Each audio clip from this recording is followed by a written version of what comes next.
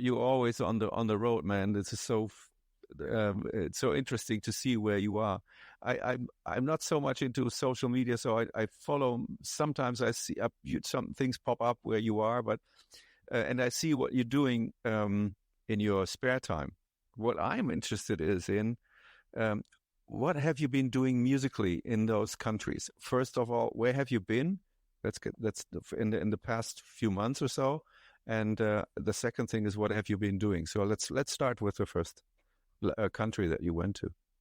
Well, recently, next, of course, to playing on your beautiful stage, but we'll probably get to that. We will get maybe another time. Yeah. Well, the last trip I started in Australia, and from Australia I went to Hong Kong, and then I went a couple of days to China. After a long time, I hadn't been there in many years, and then I did a couple of concerts in Vietnam. All right. So let's start with Australia. But you, as I understand, you got there with a harp player from Italy, right? Yeah, harmonica player. Harmonica player. Yeah. Well, I started in Melbourne. There I went by myself, and then the harmonica player Max, he joined me later in Sydney and Brisbane. And in Melbourne, so 10 years ago, I played in Israel with a fantastic Australian bass player who at the time lived in Israel for a while. And he said to me, well, if you ever come to Australia, let me know. What's his name? Simon Starr. Simon Starr, okay. Simon Starr, yeah. Cool. Wonderful musician, wonderful human being. And so, and that's, also a little bit how I function. I've been very, very, very, very disciplined with always writing down stuff, as part of let's say, the music business, my music career. So when he told me that, I made a note, Australia, Simon Starr, Melbourne. And I said to him 10 years ago, well, I said, if I ever come to Australia, I will let you know. So then I got an invitation to play in Sydney. And then I went to my Australian database because I've got everything filed very, very well. Yeah. And then I found his name. And I thought, hey, Simon, because it had been a while, 10 years. Yeah, okay. So, yeah, and I sent him an email. And he said, oh, man, that's lovely. So he organized 2 concerts in Melbourne in 2 great clubs. The first club is called the Jazz Lab. Really huge place, great piano, great sound, really a big club. I mean, hundreds of people fit in. And I played with lovely musicians from listening How's the audience in Australia regarding the jazz, the listening to jazz? What experience? Yeah, it's great. I mean, Australia is quite a Western country somehow. Yes, sure. And it's also kind of weird, because it's so incredibly far away from where we are here in Europe, and and it's kind of strange that you fly all over Asia, you fly over the Middle East, and then you fly over India, and then Thailand, and Malaysia, Singapore, and then Bali, and then Bali is already in Indonesia, incredibly far for us, and then you look on the little screen on the plane, and you see it's another 7 hours. It's so far away. Yes. But then you arrive there, and then you're in like a very Western environment, Western infrastructure, like the British influence. Yes. So, and the people are very it's kind of, they're Aussies, but you really have this very British feeling, the same as in South Africa. Similar, very similar. Yeah. In fact, a lot of South Africans, the music that a lot of South Africans moved to Australia because it's the safe version. So it's quite a Western audience who loves jazz. Okay. To answer your you played standard stuff or your original music. What did you play? There's mostly my original music Mm-hmm. and some standards. And some of the opera meets jazz. And, nowadays it's so incredibly easy. You just send the music up front. It's important to have very good charts, Yes. which are very, and then they prepare the music. We rehearsed, and then we played. But do you see a special approach to music in let's say in Australia? You say it's very Western, so that you probably musically it's connecting very very directly. Yes, Yeah. yes, yeah. And that's like really the jazz language we all speak. But if, for instance, it's a good question, and even I got criticized for it a couple of times. Like sometimes people say, yeah, you travel alone and then you play with people everywhere, local musicians, so to speak, which sounds a little bit, it sounds bad, but it's not true because there are incredible musicians everywhere. But, and what about the band sound? And what about, that kind of thing? And then, and actually for me, it's totally the opposite.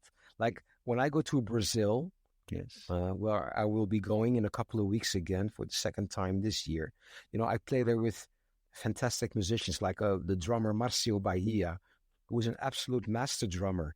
But of course, the Brazilian roots, which is so deep in their music and their playing, they come to the surface. So they give a twist to my music, which I couldn't even imagine myself.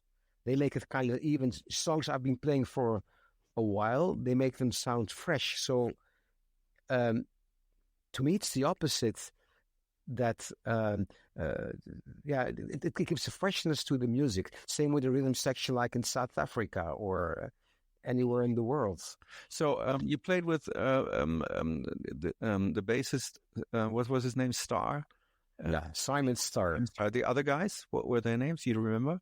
It's Rob Burke on tenor saxophone, and he is also the head of the Monash University, the jazz department. Cool. Because the universities and the education in Australia is really huge. And he actually invited me to return to do an artist in residence week. Cool.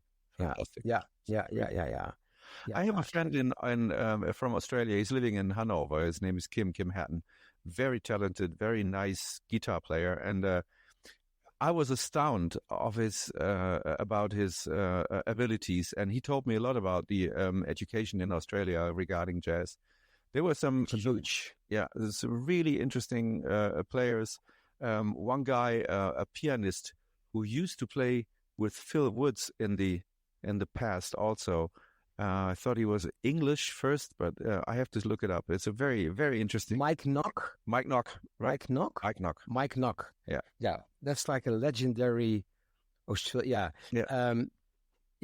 He's great. He's still alive. Yes. I know musicians who play with him. Still alive and kicking, and really. It was very modern in his times. I mean, he actually really tried to get out of these a bebop style very fast. And although he was playing with Phil Woods, they had like a record out, like the Phil Woods and the European Jazz Machine, and he was playing a Wurlitzer piano, and they're going really wild. It was like, it sounded like free jazz, but it wasn't. I was astounded. Yeah. But anyways, coming back to your music in Australia, who else did you meet?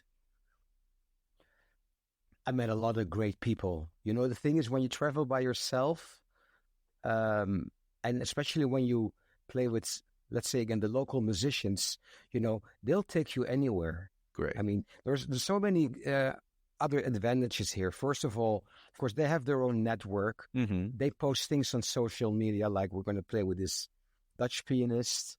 So their audience will show up. And then, of course, you meet new people. They know the best restaurants.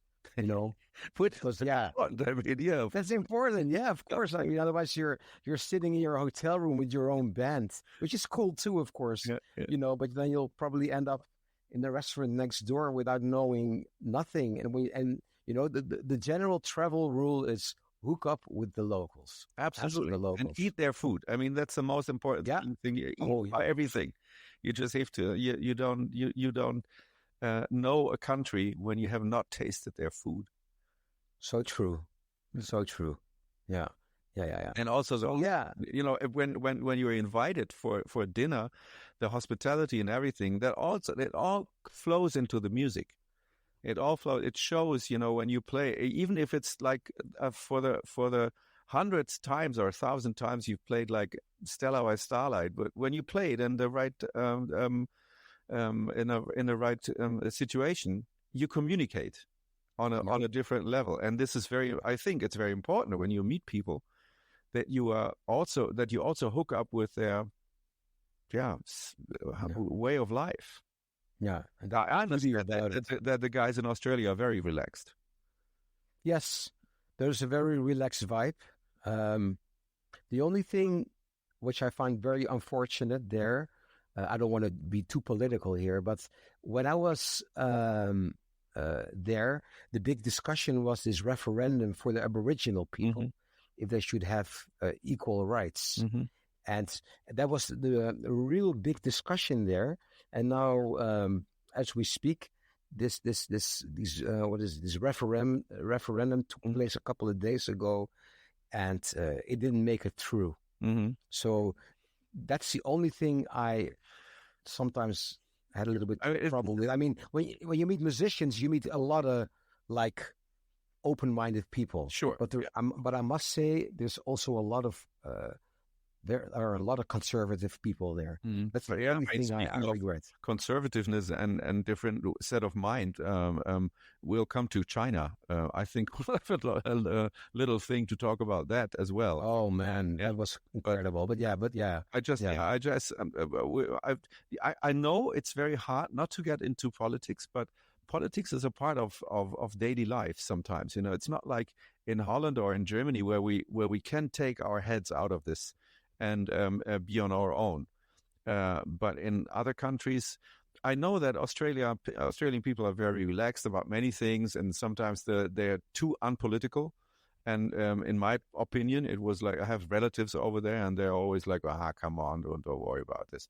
Yeah. But let's stick to the music, man, because this is why you are on the road all the time, and it's so interesting to see you playing with so many different people and mindsets. Also, you play with throat singers from, where was it, Tibet or Tuva, okay, which is like the Mongolian part of the Russian. No, sorry, I'm saying it wrong. Tuva is a separate country. It's north of Mongolia. It's in Russia, in the Russian Federation, but it has a similar culture to Mongolia. Okay. Yeah. So what strikes me the most, and that you are in this country, then you post videos from Africa, from the deepest savannas, with people banging on some drums and everything, and this must have an influence on your perception of music. How would you describe your way of incorporating all these impressions? Do you incorporate them? Can we hear it in your music? Yes. It's not like when I play, like, let's say in Africa, or let's say in Kazakhstan or Tuva, that the next day it's like part of my system, but that I noticed after a couple of months, it kind of sank in. Then something comes to the surface, and it can be like a melody, sometimes a rhythm, sounds. Anyway, my whole I don't consider myself a jazz musician anymore. I mean, I can play jazz. Yes. I know. Of course, and I know all the standards, blah blah blah. But the real, because thanks to this whole world music thing I've been doing all over the world, all these crossovers, that has really influenced my playing. The choice of music, choice of melody, choice of improvisation. I know that you have a very distinct hearing ability. You have these. You can hear. What is it called in English? Absolute perfect pitch. Perfect pitch. Yeah. So when you play with people, let's say from India or other kinds of musical backgrounds, for instance, in China, you have more the pentatonic background of still, but still, the harmonics are very different because you come from a world of tempered tuning. Yeah. And in other countries, the tuning is not tempered because it's natural. So this clashes, doesn't it? How do you comprehend this? Well, like practically, like for instance, I was in Indonesia. I did a project with gamelan, and that was tuning wise kind of a challenge. Absolutely. But the way to solve it is by using a good keyboard, where you can also program. With a good keyboard where you can detune, you can fine tune everything, all the all the parameters. It has an influence on your perception of music. Yes, because when you were brought up with we were all brought up with the Western tuning, and it took me a while before I found out that there are many other tunings. Even in the West, But still, then, does it have an influence of your way of composing, for instance? Yes, yeah. All these like overtones, microtones, quarter tones. Yeah, it influenced me. And the thing is also with the perfect pitch, a lot of people say, "Oh, it's perfect pitch. It's such a drag to have it sometimes." When things are not in tune and stuff. This is partially true, but I also just learned to I just don't make a point out of it, when a big thing out of it. When something is, in my perception, a little bit out of tune, I see it as an opportunity to play something different. Ah, fantastic. Yeah. Exactly. Yeah, rather than being irritated about the fact that it's not well-tempered, which is also, of course, a condition, that's also a mindset. It's all a mindset. Yeah. I mean, the tunings, I'm playing around with soundscapes at this point very much. Yeah. And I let almost everything happen because it's very hard to harness this music, because we have the same background, and when I think about Franz Elsen, for instance, which is was a fantastic pianist, bebop wise, he knew everything, but he only knew that language, and he was quite not able to let other things in his world of playing that kind of music. So this is very interesting to see you now running around in the world, and holding up your background to this canvas, and then let things happen. I find it very interesting. How you went to Australia and then you went to Hong Kong, right? Yeah, I flew from Australia to Hong Kong. How was with Max or Max? Yeah, there I met Max Di Aloe. Yeah. Wonderful Italian harmonica player. Yes, I met. And in Hong Kong we did. Of course, we played together. What am I saying here? We played in Wolfsburg in the Volkswagen. I know. The Volkswagen city in Germany. Yeah, that was fun. Yeah. Very nice. Yeah, that was nice person. Yeah, hot too. Yeah, very hot. Yeah, and there was we played a concert. It was a Toots Tielemans tribute. Oh, cool. All right. So there were 3 harmonica players. It was Max, and then there is Hendrik Merkens. Yes, of course. Yeah, he's great. He's German originally, but he has been living in New York for many, many years. Yes. And then there was a young harmonica player from Hong Kong, whose name is Sai Leo. And so we did Toots Tielemans tribute. I mean, as you know, I played with him for many years. Toots. I know. And I'm doing this tribute. So in the last years, next to doing all this stuff we were just talking about with world music and all of that, I'm also somehow in the harmonica world playing Toots tributes in many countries. You've been to Hong Kong many times, haven't you? No, it was the first time. Oh, really? Okay, so I was about to ask you how it has changed, but no. Do you see a big difference between Hong Kong and the rest of China? Yes, because I went to both. Yes. From Hong Kong, I went to China. Okay. Only for 3 days, actually to visit a friend, but then I also ended up playing every night. But that was like really spontaneous, more like jam session like. All right.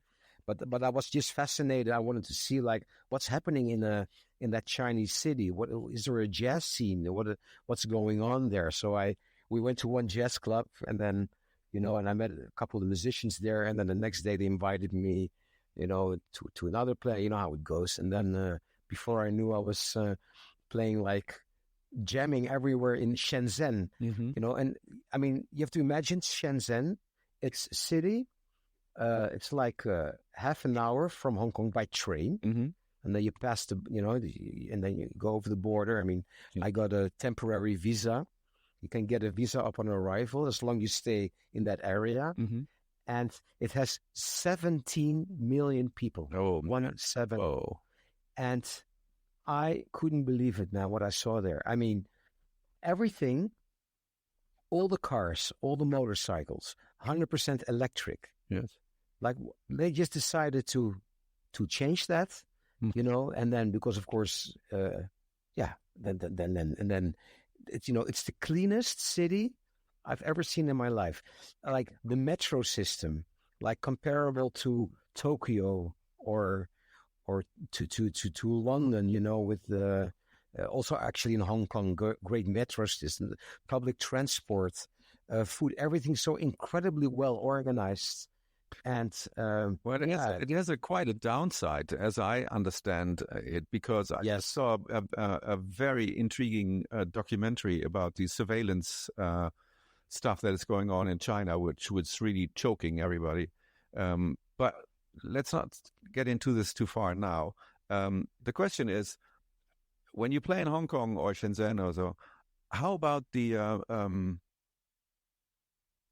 what is in German we say Niveau? The players. The level. The level, yeah. The level of to play jazz. Well, in Hong Kong it's high. Well, actually, Max, the harmonica player, he bought a great rhythm section from Italy.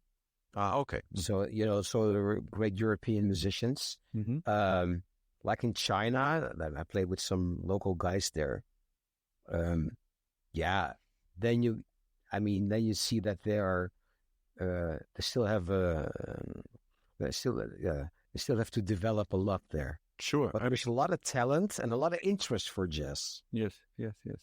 The thing is, jazz is a mindset, and in a country like China, to get a mindset for jazz, it's really hard. It's like artists that fly from the country here.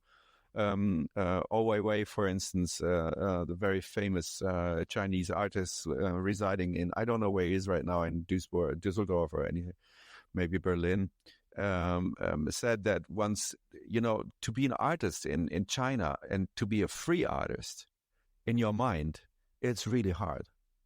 And so it's still the same question as I had in Australia. Does the music of China, which is of course different, has an influence on the jazz side there, or do they want to mimic the American jazz? Well, the thing is, how it works in China, it's very difficult to get on access to YouTube and Spotify. Yes, except when you have a VPN. That's kind of a thing that you can that your phone or your computer kind of thinks it's in another country, with an IP address. Yes. And then they can access everything. And in my experience, and I've seen this in many countries, I'll give you a credible example of Cuba later in a few minutes, because that's really such an amazing story. The more difficult it is to access jazz, in a country like China, the more eager the musicians are, and there is a kind of so the problem is they don't have education. They don't have a teacher to correct them, but the motivation, how do you say, the dedication, the passion to learn this music. If you like this music, the energy of those people are so high, and they work. But that's much so hard to get something going. And education. I mean, this is education. Yeah. I mean, remember how you started. And when we started, there were not many people around who could educate us. I didn't want to be educated. I just want to learn the music. No. I know it, but sometimes maybe educating is a little bit. Look. during Corona, during the lockdown, I did yoga on through a YouTube channel, with a YouTube, and then I got a herniated disc because nobody corrected me. And then, now I can laugh about it. Yeah, okay. You don't want to go through that pain, and just because nobody corrected me, I overstretched something, and I had a huge problem for months, actually, and that's the thing. So there's a lot to be learned from the internet. You can, the information, of course, it's literally at your fingertips, but it's kind of the feedback. You have to have feedback. So feedback. Yeah, exactly. Yeah. So when you to Hong Kong and Shenzhen, and then you played with music there on jam sessions, and where did you go then? Or then I went to Vietnam. One thing about I went to Vietnam, but let me. So in Cuba, I know this bassist, an acoustic bassist, upright player who plays jazz. He's one like of the really jazz pioneers, because they're Cuban music, which is incredible. Yes, sure. I mean, that's a subject I could talk about for hours. That country. All right, so you have to imagine you have Havana, and then Havana is north, and then there is a big boulevard there. It's called the Malecon. Yeah, and that's where all these cars. Well, okay, so he had a radio, and I'm talking like back in the days. That's still pretty close, but at least now, they have 3G. They're on WhatsApp. Cuba, they can access the internet, but of course that's only recent. So he wanted to learn jazz. There was absolutely no jazz. Everything was boycotted, of course. It still is, unfortunately.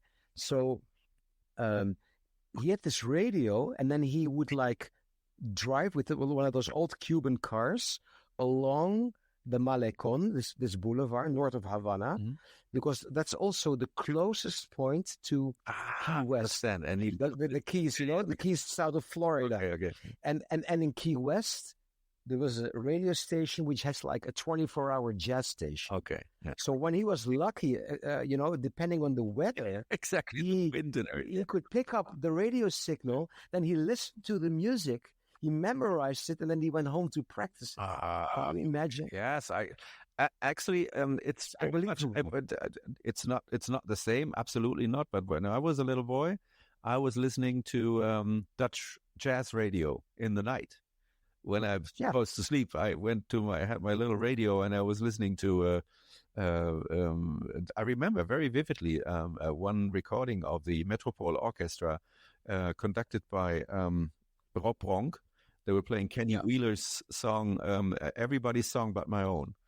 And I was that was one of the reasons why I went to Holland to study, actually, these recordings of the Metropole Orchestra. And I'm glad that they're still around. But it's really true that when the less information you get on a certain topic, and you really want to know it, then you get eager, then you really want to know it. Yeah.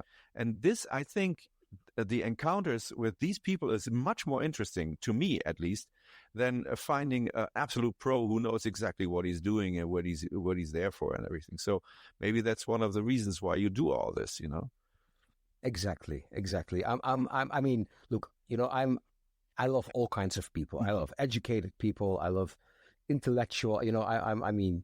That's my life. I'm always curious, and I'm not really judgmental, but if it comes to things like this, like the respect, the admiration I have for people like that, I go like, how the hell is this possible? Because there's so much power there. Yes, so much the power, the See, the thing is the mind. Yes, I just read a very interesting a statement from Herbie Hancock about pop music. He was asked, why is jazz not part of pop music? And he said the reason why jazz is not part of pop music is because people listening to pop music are not interested in music. They're just interested in the people playing the shit. And in jazz, it's the other way around. You really have to be interested in the music.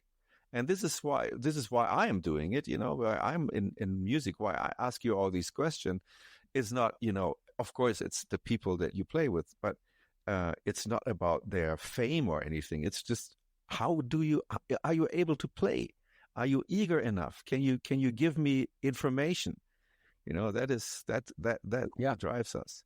Yeah. So after a lot of popular music is just like for leisure, for the background. It's about fame. It's about fame. It's nothing. Yeah, it's like a what is it? A paper canvas on the wall, and you can it has a I know that music gets you. I know how you are into that, and it really talks to you, and the information that is hidden in the music. Whether it be personal or sometimes it's harmonic information, when it's something is very interesting. Today I was like, playing around with some, easy stuff, easy little chords and everything, but through the soundscapes that I found out, there were some interesting things going on harmonically in the background, which I was listening to. And still, it's not, I can sit there and analyze all this shit, but I don't do it. I just, I listen to it and I think, okay, that's a good information. I really want to know. I want to play with it. Let's come back to your trip. After Hong Kong, you went to where? So I went to Shenzhen for a couple of days, and then China, and then I went to Vietnam. Okay, that's an interesting country, huh? Yes. And the food. The food. Oh, man, the food in Vietnam. Oh, my goodness. So incredibly, it's fantastic. Yes, fantastic. Yes. Yeah. And then also, even more, when you, and again, meet the locals, you go to little restaurants, like in suburbs of the city, and, and it's like, there's even, there's really, you're sitting with, on plastic, little plastic chairs. Yes. Yeah. Very low for us. Mm-hmm. I mean, low and really literally low chairs. Okay. I love for you. I'm quite small. It's great, man, to be small. I never have leg room problems in airplanes. Okay. Yeah, yeah. It's good. Yeah, just if I have to reach something from a height, it's challenging. Other than that, it's great to be small. Okay. But anyway, and then the food is divine.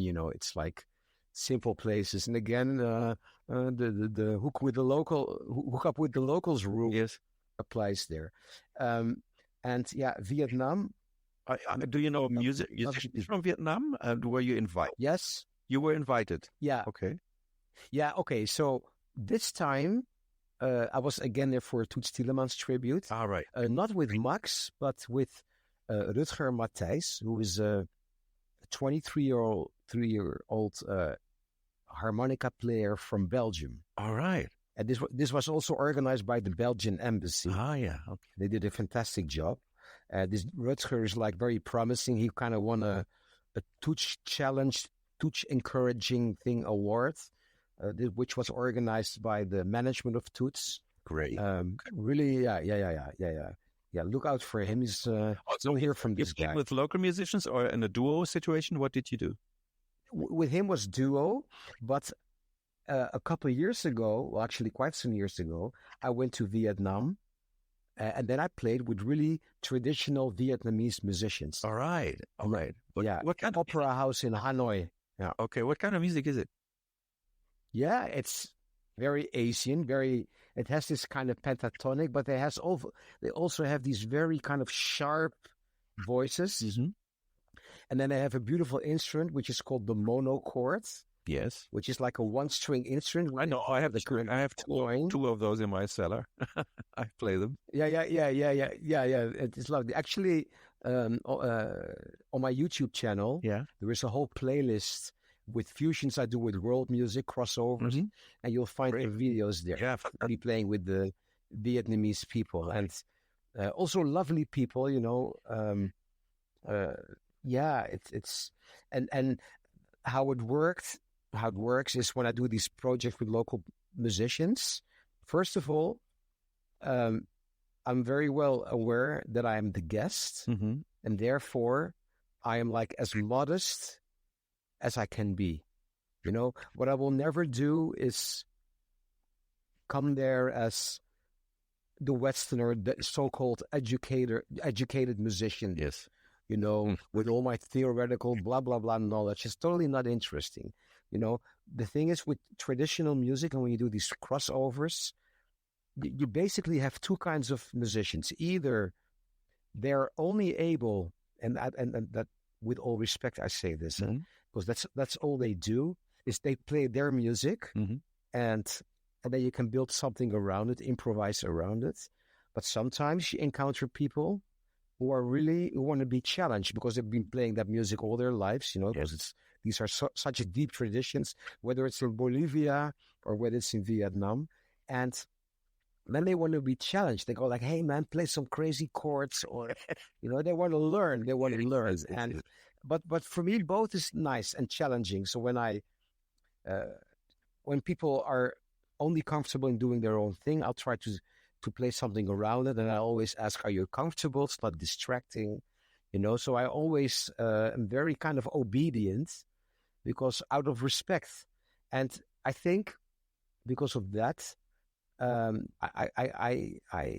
make so many friends all over the world, because I'm not there to impose my music. I'm there to, I feel privileged to be able to do this with these people. And then, that creates wonderful vibes and beautiful musical moments. All right. Okay, Mike. This is always great to talk to you about your trips and your perception of music. I would say I would like to resume this in the next days or months, so I can ask you more about your music and your encounters all over the world, which I think is also interesting. Maybe I have to find some good musical questions that I can ask you, because I like to talk about the people, of course, but also, since I'm a musician, I'm interested in go more deeply into real, the core of the music. I would love to do that, and I want to thank you for interviewing me, and also, because you, Sebastian Netta, you're such an interesting person. We have a long history, and I also want to interview you, or maybe it's already online. I'll put it in the description. Because about you built your own stage. You have also your own vision on things and on music. Incredible ideas, very creative. So I'm looking forward to ask you questions as well. Great, fantastic. And probably and I'll do this in a separate episode. Yeah, great, fantastic. So upcoming is, what comes. Yeah. And after Vietnam, we'll have to talk about Brazil. Quite, Yes. This is a universe of its own. Yeah, exactly. And South Africa. Do that next time. I know you love South Africa. And there are a lot of countries. I mean, I've been to over 100, so there's a lot to talk about. Okay, looking forward to it, man. Me too. Thank you so much. Okay.